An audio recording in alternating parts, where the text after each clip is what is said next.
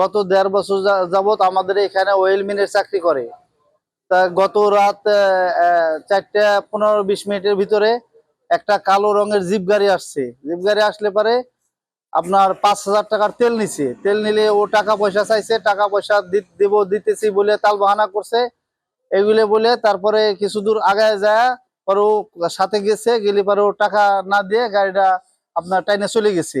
পরে ও ৫ দৌড় দিছে। গাড়ির নাম্বার ঢাকা মেট্রো ঘ ১৩ ৩৪ ৭৬। এই গাড়িটা ওরে রাস্তার ওইখানে নিয়ে ওরে চাপা দিয়ে গাড়িটা টাইনে বাড়ায় চলে গেছে, ওরে মেরে ফেলতে চলে গেছে।